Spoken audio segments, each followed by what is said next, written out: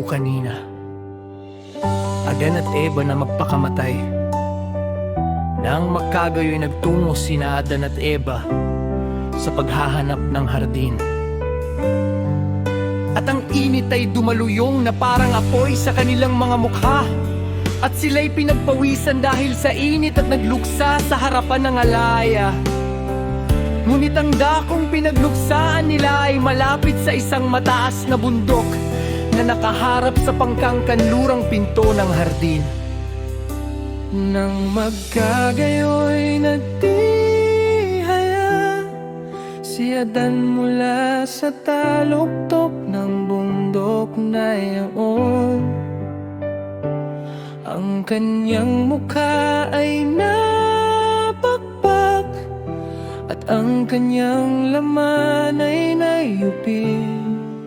Dumaloy ang maraming dugo at siya'y nalalapit ng mamatay. Samantala si Eva nangay nanatiling nakatayo sa bundok na tumatangis sa kanya sa gayong pagkakahiga. At sinabi niya, hindi ko nais mabuhay pagkamatay niya, sapagkat ang lahat ng kanyang ginawa sa sarili ay dahil sa akin. Nang magkagayoy nagtihaya rin siya pagkaraan niya at nabakbak at nagasgas ng mga bato at nanatiling nakahandusay na parang patay.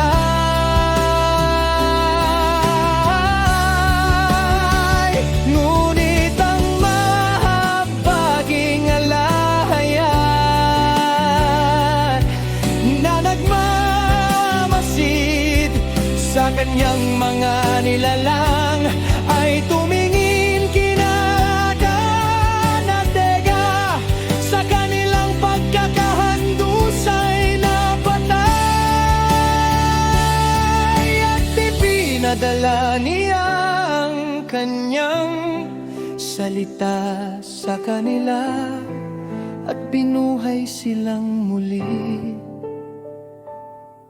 At sinabi kay Adan, "O Adan, ang lahat ng paghihirap na iyong ipinataw sa iyong sarili ay hindi makapagpapabago sa aking paghahari, ni hindi makababago sa tipan ng mga nasa isip ni Adan ng pagkamaginoo."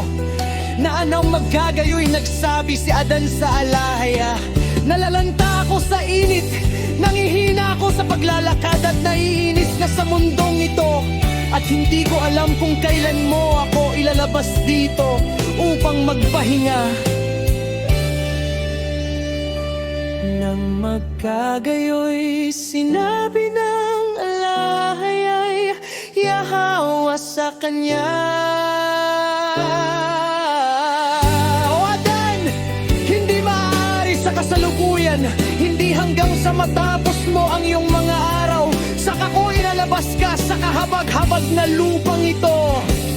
At sinabi ni Adan sa alahaya, "Noong ako'y nasa harin, hindi ko naranasan ang init ni panghihina, ni pagpapagod sa paggalaw, ni panginginig ni takot.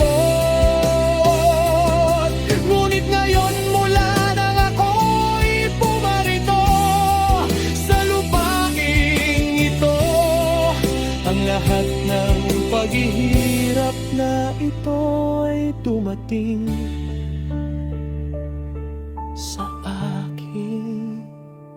Nang magkagayoy sinabi ng alahaya kay Adan, "Sa habang panahon sinusunod mo ang aking utos, ang aking liwanag at biyaya ay sumasa iyo. Ngunit nang labagin mo ang aking utos, ang bigati at pagdurusa ay sumapit sa iyo.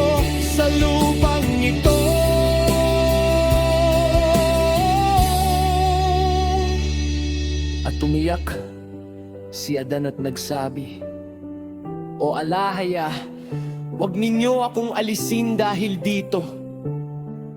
Huwag ninyo akong saktan ng mabibigat na salot ni. Huwag ninyo akong pagbayarin ayon sa aking kasalanan.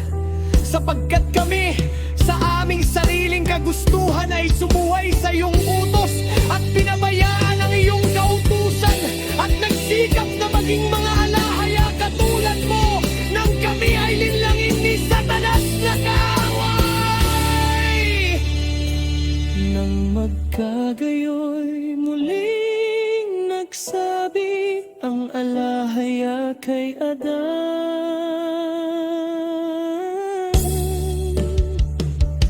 "Dahil dinala mo ang takot at panginginig sa lupang ito, panghihinang kapdurusa, panghakbang at paglalakad, pag-akyat sa bundok na ito, at pagkamatay mula rito, ang lahat ng ito ay aking papasanin sa aking sarili upang iligtas ka."